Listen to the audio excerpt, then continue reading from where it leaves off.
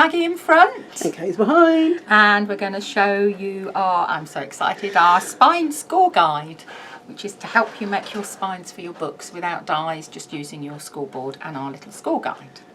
And you will see, we've done this bit first, so that you'll see it's an acrylic ruler. You can see you in it as well. Oh, you can't see my chest though, can you? You can't see your chest, no, you can see your face. Otherwise the whole thing would have been obliterated. How rude, how rude. Okay, right, so you'll see on here we've got little tiny notches cut out on both sides, and then there's a gap each end. And before I do anything else, I need to say this works with an 1/8 of an inch scoreboard, so it won't work with a metric scoreboard at all. It's designed to work with an 1/8 of an inch scoreboard, which majority of people tend to have if they're making albums, scrapbooking, things like that. So we've got little tiny notches here that are cut out, and they're designed so you have 2 1/2-inch score lines. Then you'll either have can you do that? You're at the wrong end. I'm zoomed in the middle. Okay, right. So do you want me to start here? Do you want me to zoom out a tad? Yep. A bit more? Right, okay, I'm zoomed out. Yeah. Okay, right.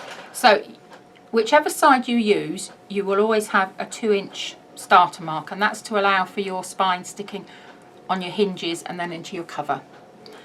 So 2 inches, and then you've got 1/2 an inch, 1/2 an inch, 1/2 an inch. That will give you, when it's stuck together, one of your spine hinges. And then in this side, we've actually got a 1/4 inch gusset, 1/2, 1/2, 1/4, 1/2, 1/2, 1/4. So it's really easy.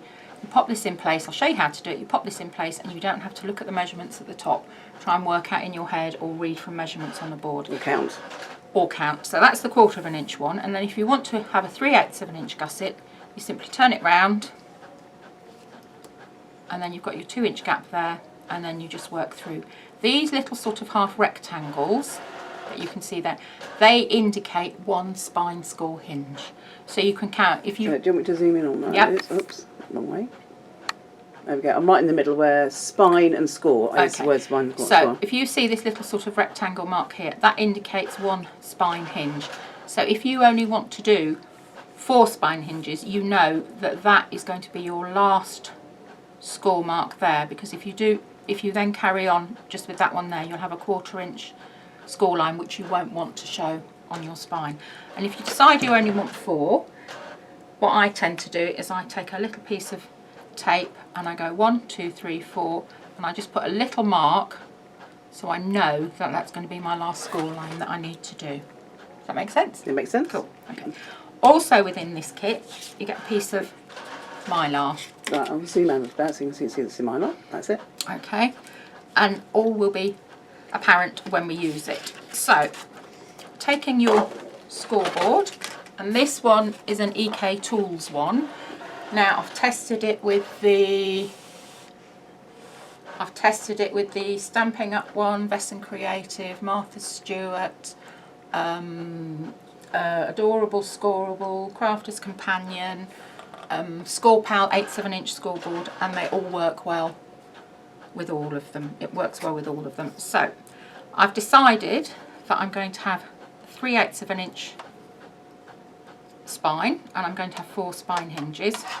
So you take your piece of mylar and you pop that, butt it up to the corner of your scoreboard, and then put your guide into there like that. And you can see that's lifting up a little bit. Sometimes you just need to sort of give it a little bend, and that's it. And here's my piece of card. Now, when we originally did it, we just did it so that... Do you want me to zoom in on this bit? Yeah. When we originally did it, we just did it so the card butted up to the edge of the guide, but you ended up with a knobbly bit on your spine, which I didn't like and Kay didn't like either. So the reason for the mylar is that you just lift it up, make sure it's still butted up to the edge, and you butt your card up like that. Okay? So then you go onto here, take your score tool, and no counting. You could use our pencil tool for this, couldn't you? You could use our pencil tool, yeah. That's what I mentioned it. I haven't counted anything, I haven't had to look at the top, anything like that, and that's done. Okay? And then I quite like a 2-inch gap this side, so I'm just going to take the scoreboard. Let's go back out again. Yeah, you can zoom out. One so more. put my last my last score line roughly to where the 2 inches is. And then let's trim along there. So then you're just going to do your folds as normal. So when you're first starting out with any spine that you're making Can you come towards, that's it, perfect. with the folds, make sure when you fold it over that each side is fitting on there. And then as usual, start from the middle to the outside, because if you start from the bottom and go up, even though you've got the score line, you could go skew with. This one will be a mountain. So again, make sure your sides are straight.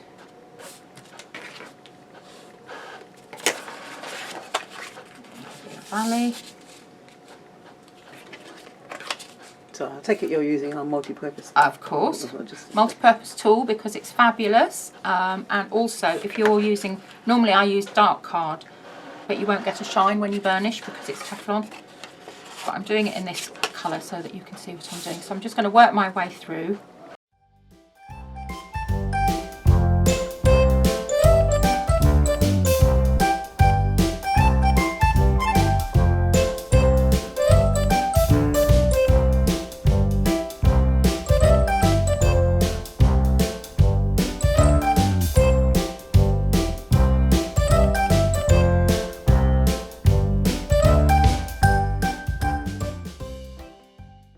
Okay, so they're all scored. So now I'm just going to stick and create my spine. So I'm going to use our Pro Tape, which is brilliant. So we'll just pop this on here. Can you see okay? Yeah, that's fine. It's in the middle now. Okay, pop that one there. Take that multi-purpose tool. No need for skizzy whizzers. And I'm just putting some tape every set of 1/2 inch.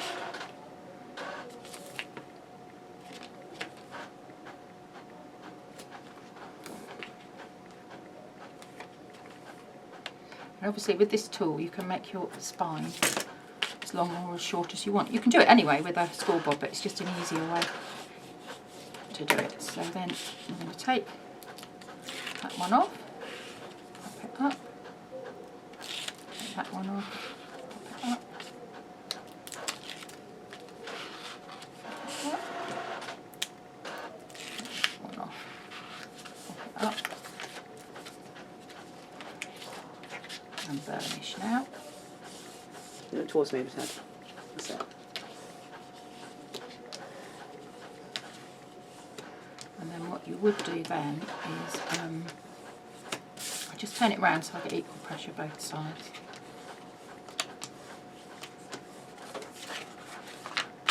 Nice little flatten on there. So that is your 3/8 of an inch spine there. Come forward to you a bit, and what I would say is then if you want to, you can put your double-sided tape on either side and snip the corners for when you put it on your Well, we've got a video for that somewhere. spine. We have. But if you want to make it a bit longer, make your spine a bit longer, here's one I've already scored earlier. It's difficult to see the score marks, but basically I've done it again with 3/8 of an inch. So start out with your first piece of paper and score all the way along and finish on a half, on a spine hinge. So we're 1 inch, 2 lots of half. And then what you want to do is take your scoreboard. That's a Trimmer. Trimmer. Okay. Take your trimmer. Take your trimmer and you want to take off this last 1/2 inch there. So we're just going to line that up into there. Pop that into there. Take that one off. And then I've done another one here that I started with the 2 inch, but I want this side to be there, so I've got my 2 inches both sides, yeah, when I make up my spine. And then on here I'm going to cut off the first 1/2 inch score line. So then what you do is you fold that one over and you fold, hold on, I've got an extra one there.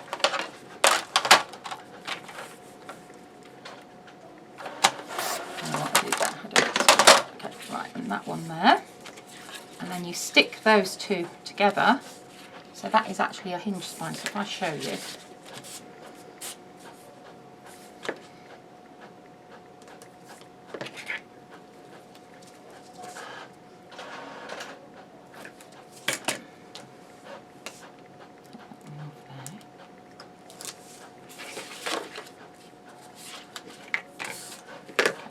easy way to do that is just that way. Okay, put them up together like that. And just fold that one on. So that's a 1/2 inch on there. Oh, excuse me. And then I'm just going to carry on with my folding.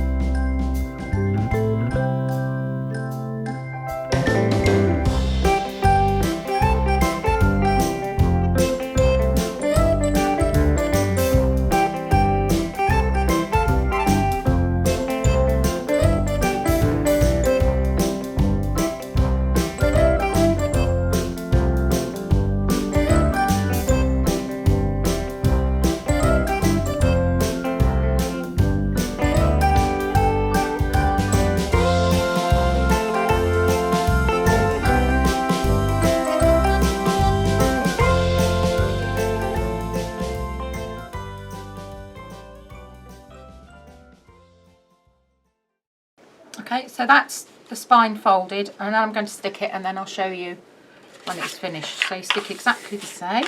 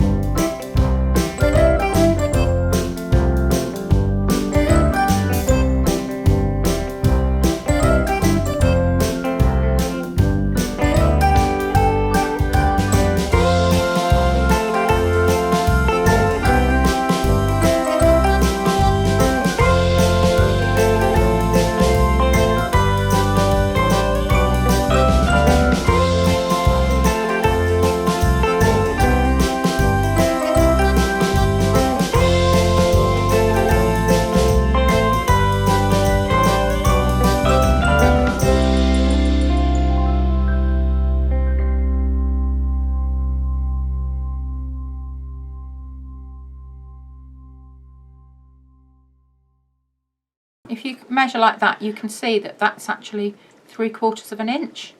So then, because you've got a 1/4 of an inch gusset here, I would leave a minimum of at least 1/4 of an inch either side here and here, so that if you've got more dimension on those pages for your actual grey board spine itself, and I'd probably add another 1/8 of an inch after that, so your grey board spine would want to be probably about 1 1/2, 1 5/8 wide for your grey board spine. So that bit will sit on your spine of your album, and then you'll have your hinges, and then you'll have this bit will stick onto your covers like that. Okay. Is that clear? Yeah. Yep. Okay. Cool. Thank you.